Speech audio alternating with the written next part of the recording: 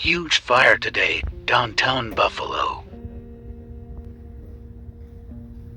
So this fire actually was just a couple blocks away from where I work.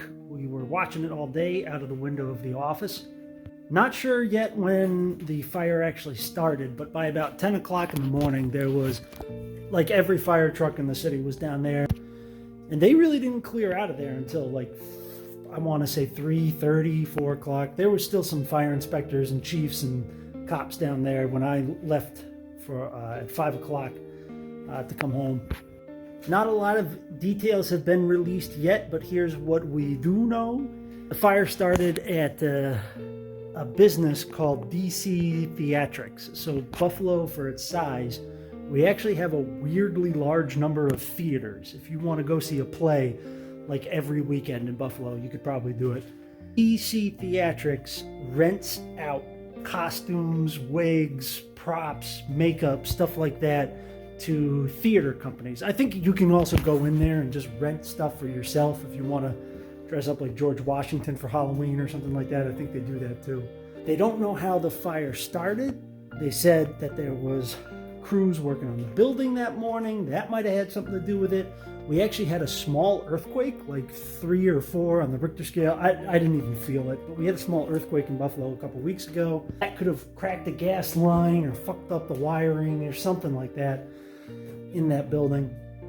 Took all day for it to come out, but it was awful. It was, I've never seen something quite that nasty before. Huge billowing clouds of smoke all downtown. My brother lives like a mile or so north of that, and he said like he could smell it in his own house. My sister is a school teacher, and they said that she was going through the building. They had to close all the windows because they could smell all the nasty all over the place.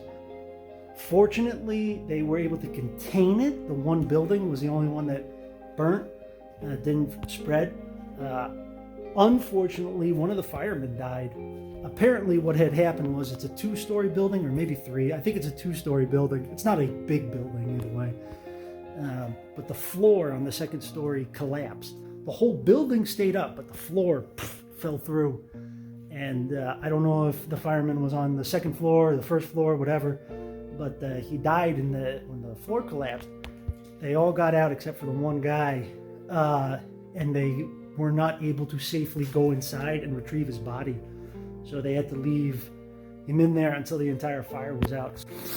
You know, I really love Buffalo. This is my home. I'm like built into this city.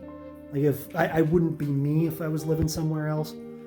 But man, this has been a really hard fucking year to be a Buffalonian. We went from the shooting at the grocery store to there was a bad blizzard in November that kind of made the news a little bit, and then there was the really bad blizzard at Christmas where 36 people died. Then there was the whole Damar Hamlin thing. It's a football game. It's supposed to be fun. It's supposed to be silly. It's supposed to be lighthearted. And then that he collapsed, and everyone was like, did we just see a guy die on TV?